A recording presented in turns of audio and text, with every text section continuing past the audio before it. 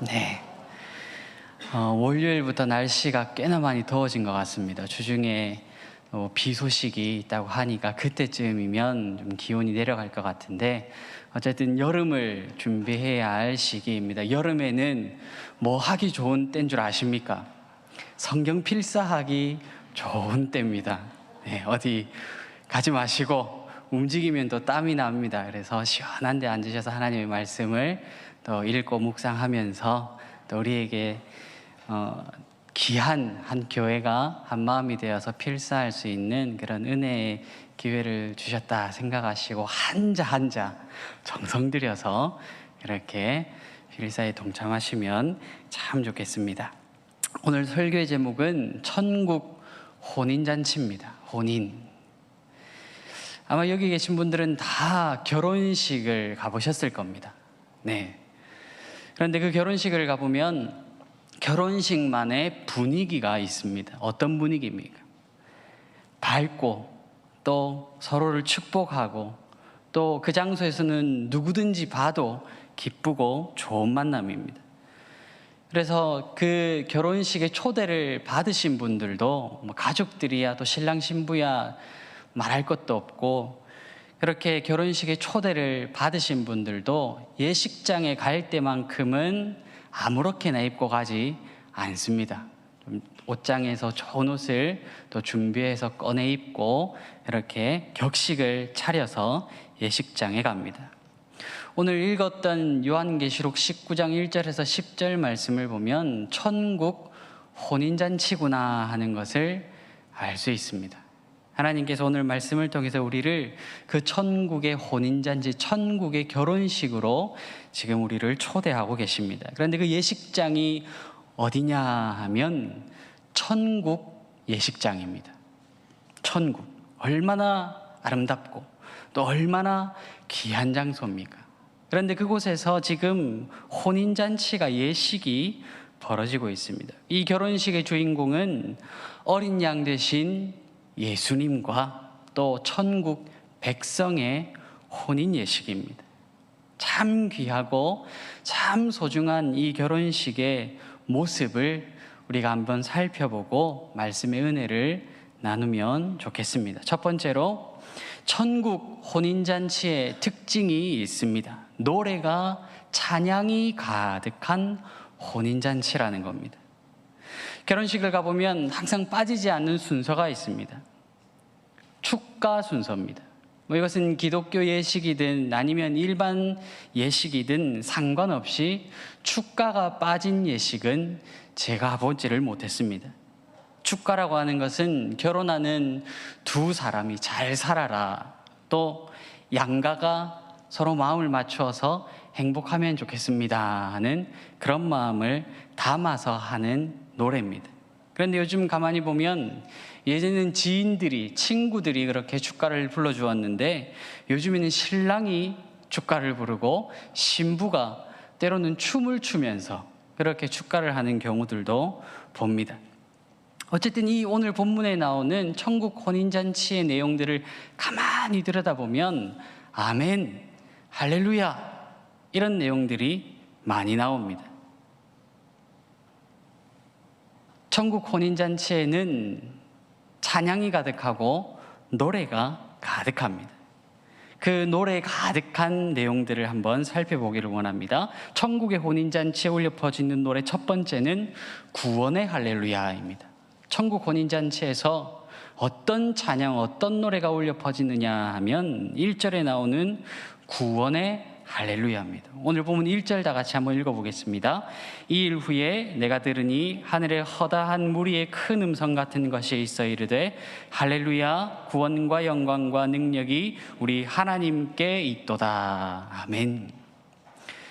우리가 구원이라고 하는 것에는 세 가지 측면이 있습니다. 먼저는 우리가 예수 그리스도를 믿어서 하나님의 자녀가 되었음을 내가 알게 된 때에 구원받았다 이렇게 이야기를 합니다. 또 하나님의 자녀로 거룩한 삶을 살고 구별된 삶을 살아가는 지금을 일컬어서 나는 지금 구원받은 삶을 살고 있습니다 라고 말합니다.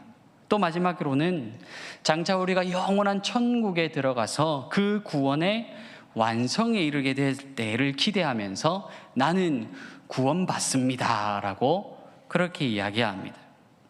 오늘 본문 1절은 구원의 할렐루야입니다.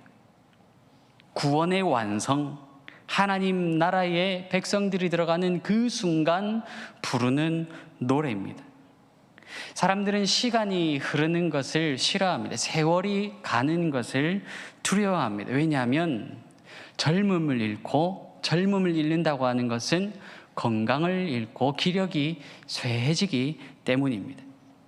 그런데 우리 그리스도인들은 시간이 흐르고 세월이 흘러가는 것이 어떤 부분에서는 좋습니다. 왜냐하면 우리의 구원이 완성되어 가고 있기 때문입니다. 우리의 구원의 완성이 시간이 가면 갈수록 완성되어 가는 중입니다. 우리를 향하여 천국 문이 활짝 열리는 그때가 지금 다가오는 중입니다. 그래서 로마서 13장 11절 말씀을 보면 이렇게 이야기합니다. 우리 다 같이 읽어볼까요? 로마서 13장 11절 말씀입니다. 또한 너희가 이 시기를 알거니와 자다가 깰 때가 벌써 되었으니 이는 이제 우리의 구원이 처음 믿을 때보다 가까웠음이라. 우리의 구원이 처음 믿을 때보다 더 가까웠다. 이게 무슨 뜻일까요? 우리가 구원받았습니다라고 하는 그 사실을 알게 된 순간부터 시간이 흐르고 또 세월이 흘러서 우리의 신앙의 연수가 쌓여감에 있어 구원에 이르는 것, 처음 믿을 때보다 우리의 구원이 시간이 흘러가면서 그날이 가까워 오고 있다는 이야기입니다. 요즘 사람들은 화장품도 안티에이징을 씁니다. 쓰고 계시죠? 주름을 개선해주고 또 미백 효과를 주는 그런 화장품들을 씁니다. 그리고 음식도 안티에이징으로 먹습니다. 이 음식은, 이 재료는 몸 노화 방지를 막아준다고 하더라. 그러면요, 방송에 한번 나오면 그 제품이 다음날 마트에서 불티나게 팔립니다. 우리 그리스도인들은 세월이 흘러가는 것, 시간이 흘러가는 것이 기쁩니다. 왜냐하면 구원의 완성이 가까워오기 때문에 그렇습니다. 그래서 이렇게 고백할 수 있습니다. 할렐루야. 날이 가고 해가 갈수록 더 크게 우리는 세월이 흘러가는 것을 아쉬워하지 않고 나의 구원, 우리의 구원이 완성되어 가는 중이기 때문에 더 크게 할렐루야 할 수 있다는 이야기입니다. 하나님께서 우리를 구원하신 것이 하나님의 영광이고 하나님의 능력이기 때문에 우리는 그 구원과 영광의 할렐루야를 외칠 수 있습니다. 여러분, 우리가 구원받은 것이 얼마나 놀라운 일인 줄 아십니까? 한번 생각 안 해보셨죠? 내가 구원받은 것이 얼마나 기적 같은 일인가? 한번 조사를 해봤습니다. 욕조에 화장실 들어가서 바닥에 미끄러져서 욕조에 머리를 부딪혀서 죽을 확률이 얼마나 되는 줄 아십니까? 80만 분의 1명, 80만 명 중에 1명꼴로 이런 사고를 겪는다고 합니다. 길을 가다가 벼락, 천둥 번개를 맞을 확률은 또 얼마나 되는 줄 아십니까?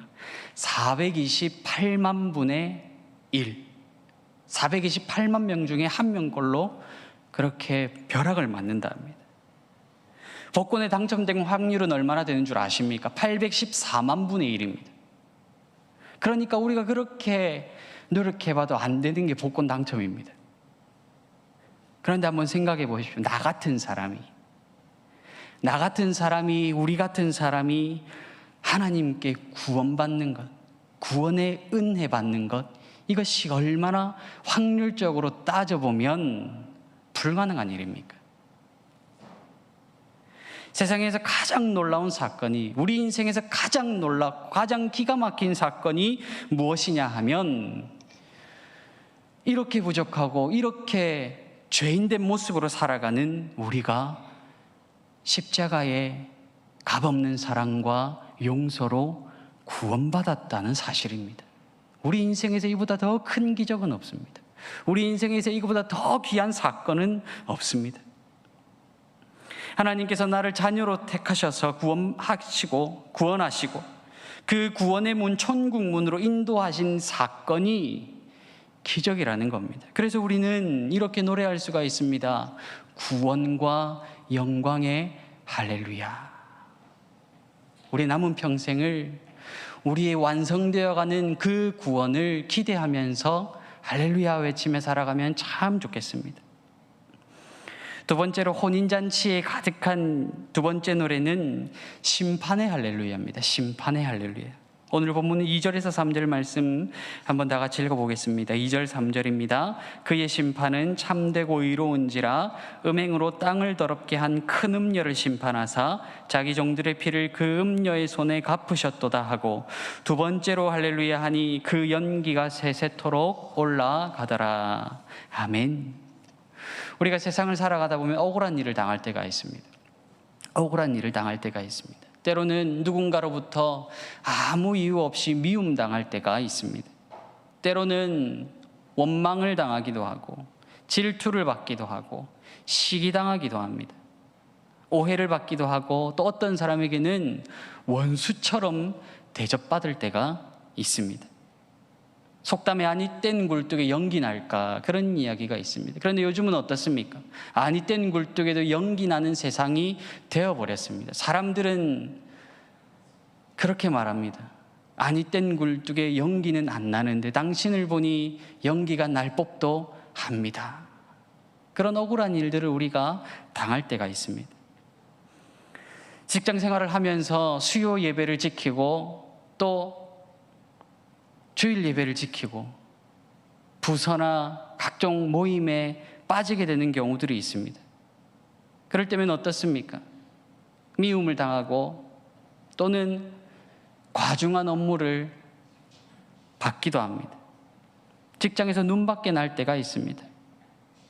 사업을 하시는 분들은 또 가게를 차리시고 내가 정직하게 장사하면, 내가 정말 정직하게 장사하면 음식값도 많이 받지 않고 이윤을 크게 남기지 않고 사람들을 위해서 또 세금도 제때제때 정직하게 내고 편법을 쓰지 않고 그렇게 하면 손님이 많아질 거라고 생각했는데, 장사가 잘 될 거라고 생각했는데, 사업이 크게 될 거라고 생각했는데 정반대의 상황이 일어날 때도 있습니다. 손해는 손해대로 보고요, 상처는 상처대로 받는 때가 얼마나 많은지 모릅니다. 그래서 이 억울한 상황을 경험할 때마다 참 가슴 답답한 그런 일들을 헤쳐나갈 수 없을 때마다 우리가 주님 앞에 나와서 기도하지 않습니까? 하나님은 다 아시지 않습니까? 내가 말은 안 해도 표현은 안 해도, 저 사람과 싸우지는 않더라도, 시시비비를 가리지 않더라도 하나님은 다 알고 계시지 않습니까? 제가 어떻게 정직하게 하고 있는지, 제가 어떻게 눈물을 흘리고 있는지 하나님 다 아시지 않습니까? 그런데 주님은 우리의 그런 절규에도 묵묵부답하실 때가 더 많습니다. 형편이 더 나아지지 않을 때가 있습니다. 상황이 바뀌지 않은 경우들이 더 많습니다.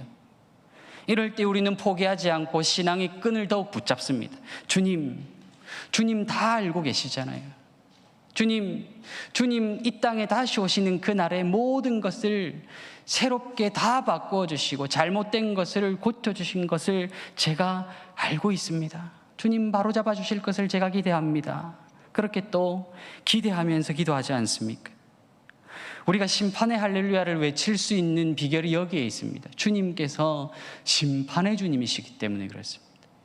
우리를 심판하신다는 게 아니라 이 땅에 지금도 억울한 일들, 하나님의 자녀들을 핍박하는 일들, 복음을 전하는 사람들을 괴롭히는 일들, 그런 억울한 일들을 하나님께서 다 알고 계시기 때문에 마지막 날 이 땅에 오셔서 그 악한 일들, 그 잘못된 일들을 모두 바로잡아 주실 것을 우리가 알고 있습니다.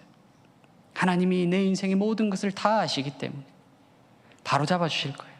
주님께서 오시면 모든 것을 다 역전시켜 주실 거야. 이것이 우리의 기대입니다. 여러분, 방학이 끝나갈 무렵에 두 모습의 자녀들을 발견합니다. 어떤 자녀는 방학이 끝나지 않았으면 좋겠어. 방학이 끝나지 않았으면 좋겠어. 어떤 자녀일까요? 방학 숙제를 다 못한 자녀입니다. 방학 숙제를 못했는데 지금 내일 개학을 하면 선생님에게 혼날 게 뻔하거든요. 그런데 이런 자녀가 있습니다. 방학이 빨리 끝나고 내일 개학에 대해서 학교를 갔으면 좋겠어. 어떤 친구일까요? 숙제 다 한 친구입니다. 일기도 미루지 않고 다 쓴 친구입니다. 선생님의 칭찬, 야, 정말 잘했구나. 야, 정말 열심히 했구나. 정말 노력 많이 했구나. 그 칭찬 한마디 듣기 위해서 그렇게 기대하는 아이가 있다는 말입니다. 우리 인생도 그렇습니다. 우리 인생도 그렇습니다. 우리 인생이 지금 방학입니다. 우리는 방학이 끝나기를 기대해야 합니다.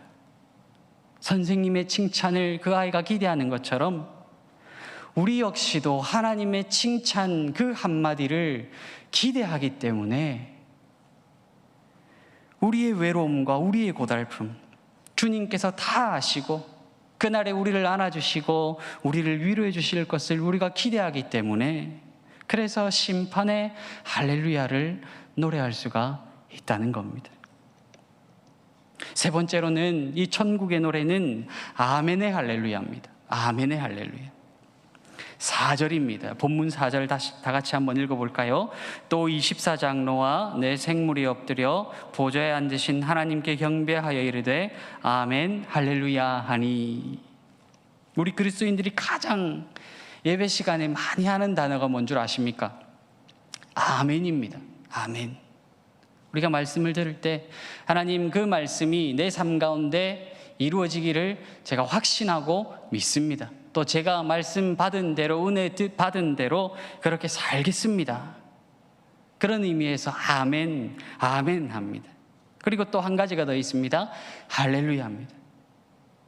할렐루야 합니다. 나는 부족하지만 나의 입은 부정하지만 주님을 찬양합니다.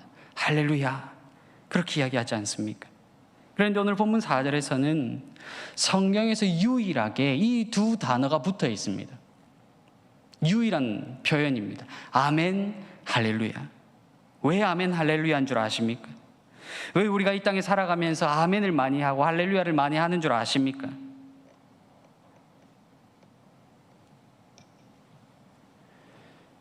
가만히 생각해 보면 우리의 아멘이 다 응답받았던 것이 아닙니다. 한번 생각해 보십시오. 우리가 날마다 하나님 앞에 하는 기도들, 또 들은 말씀대로 순종하며 살려고 노력할 때 일어나는 결과들이 우리 기대대로, 우리의 기도한 것들대로 다 이루어질 경우들이 많았습니까? 이루어질 때보다 안 이루어질 때가 더 많았습니다. 건강을 달라고 기도했는데 때로는 건강을 잃기도 합니다. 건강을 달라고 기도했는데 건강이 나빠지는 경우들을 발견합니다. 자녀를 위해서 기도하는데 그 자녀의 앞날이 기도한 것대로 되지 않을 때도 있습니다. 사업을 위해서 기도했는데 기도한 대로 흘러가지 않을 때가 있습니다. 실패를 경험할 때가 있습니다. 그런데 주님이 이 땅에 다시 오시는 그 순간에 우리가 이 땅에서 믿음으로 고백했던 아멘이 그 한순간에 다 이루어집니다. 지금의 우리의 아멘은 어느 부분은 이루어지고 어느 부분은 이루어지지 않는 것들이 있습니다. 그런데 그 마지막 순간, 주님께서 이 땅에 오시는 그 재림의 순간에 우리의 모든 이 땅에서의 아멘이 다 이루어집니다. 우리의 구원이 완성되고요, 이 땅에 올바른 하나님의 공의가 흘러넘칩니다. 그리고 주님께서 모든 것을 다 심판하십니다. 그래서 우리는 아멘 할렐루야, 아멘 할렐루야, 그때는 그렇게 노래할 수가 있습니다. 그때는 이렇게 고백할 수 있습니다. 하나님, 그때 저 아멘 외면하셨다고 생각했는데 제가 지금 생각해 보니 외면하신 게 아니라 오늘 이때를 위함이니 참 감사합니다.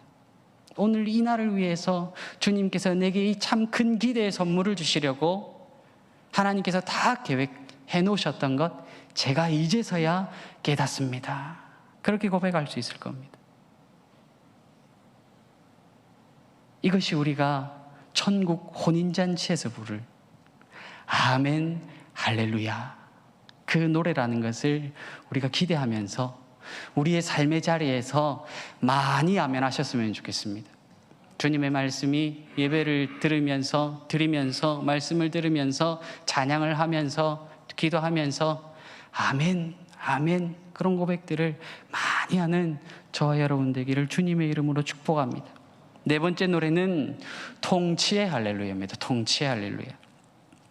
6절 말씀 보면 이렇게 이야기합니다. 다 같이 읽을까요? 또 내가 들으니 허다한 무리의 음성과도 같고 많은 물소리와도 같고 큰 우레소리와도 같은 소리로 이르되 할렐루야 주 우리 하나님 곧 전능하시니가 통치하시도다. 할렐루야 하는데 주 우리 하나님 곧 전능하시니가 통치하시도다. 요즘 얼마나 많은 사건 사고들이 일어납니까? 얼마나 많은 생명들이 죽어갑니까?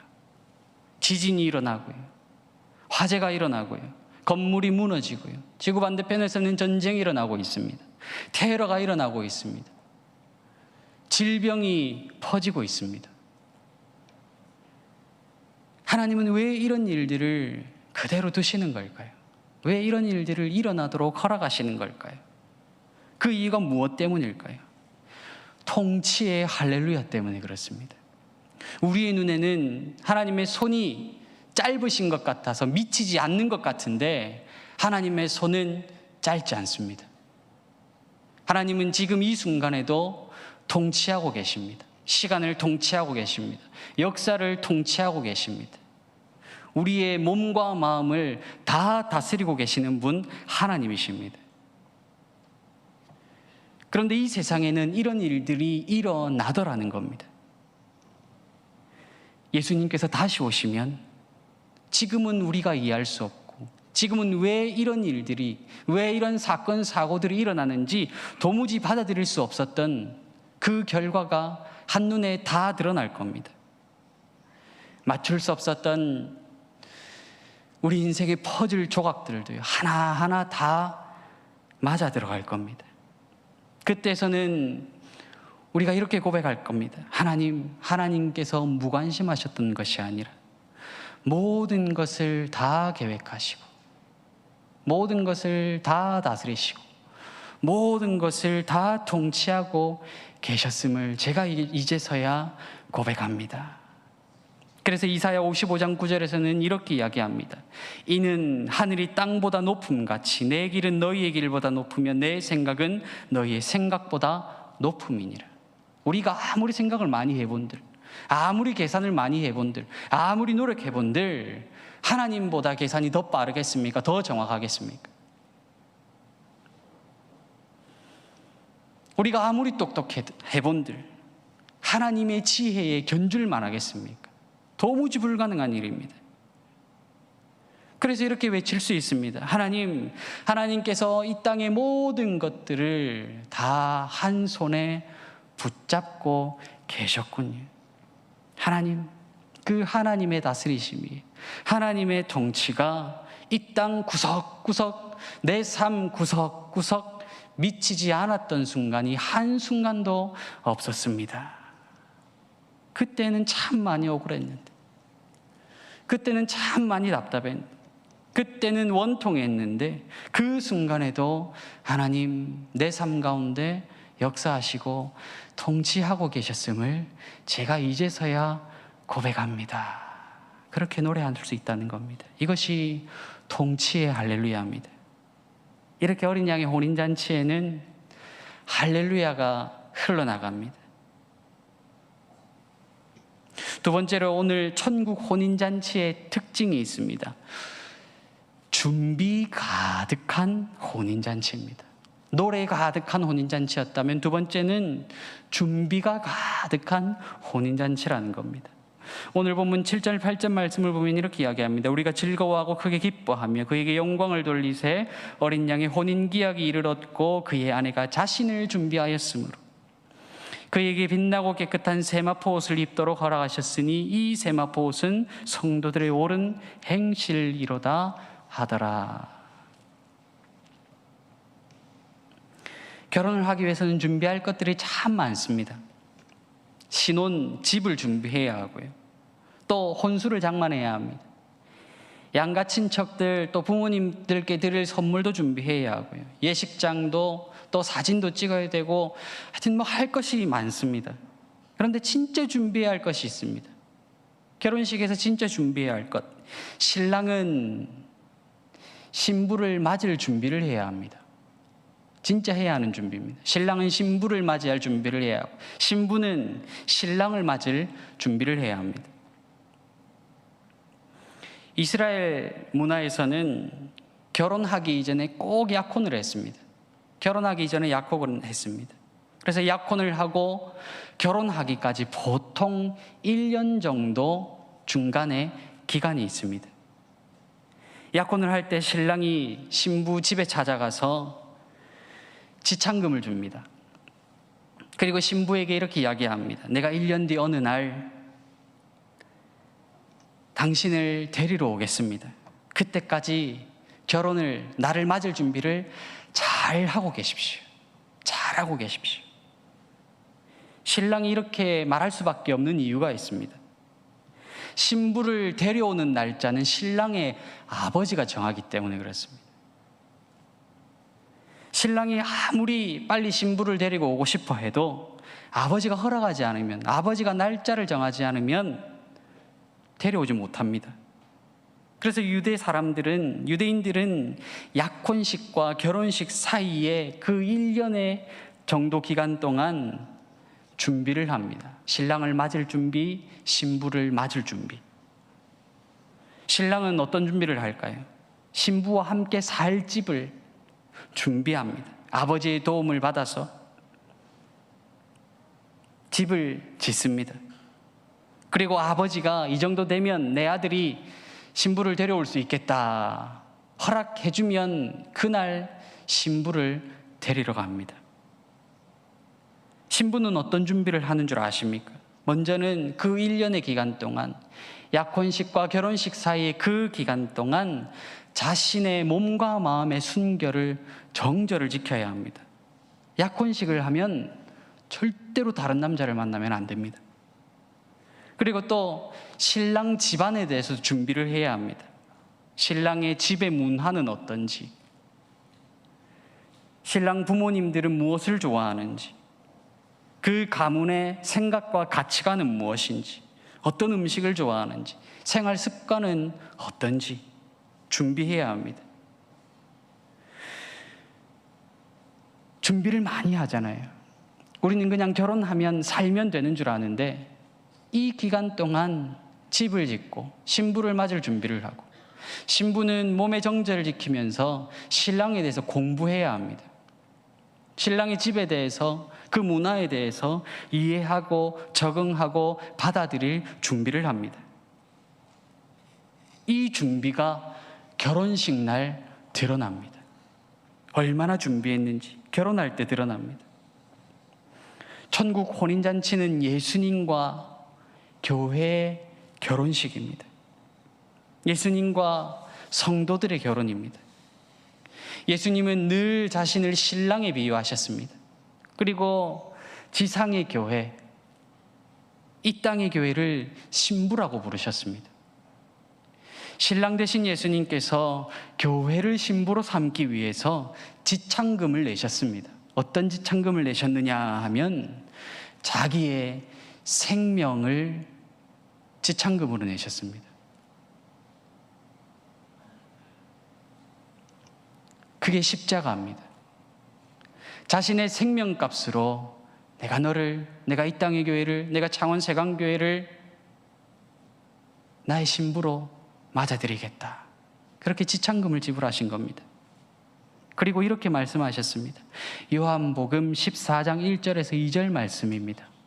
요한복음 14장 1절에서 2절, 우리 화면을 보고 다 같이 읽어보겠습니다. 너희는 마음에 근심하지 말라. 하나님을 믿으니 또 나를 믿으라.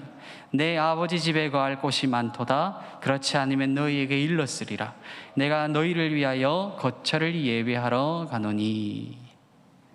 예수님이 제자들을 향해서, 교회를 향해서, 믿는 사람들을 향해서 왜 이렇게 표현하셨는지 아시겠죠? 나는 이제 십자가 사역을 지고 하나님께로 간다. 천국으로 간다. 그런데 내가 언젠지는 모르겠지만 하나님만 아시는, 아버지만 아시는 그날에 내가 너희를 다시 데리러 올 건데 그때까지 무엇을 하느냐? 너희를 위하여 신혼집 차리러 간다. 집 지으러 간다. 너희들이 살 거처를 내가 예비하러 간다. 그렇게 말씀하신 겁니다. 지금 예수님께서 이 일들을 감당하고 계십니다. 우리를 맞이하기 위해서 하늘에서 처소를 예배하고 계십니다. 주님은, 신랑 되신 주님은 그 일을 하고 계십니다.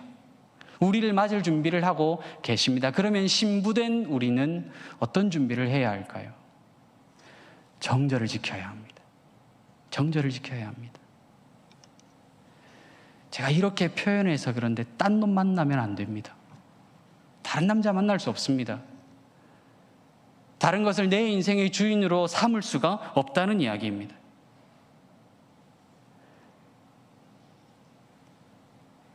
신랑 맞을 준비를 해야 합니다. 지금 우리가 지금 그 일들을 해야 할 때입니다.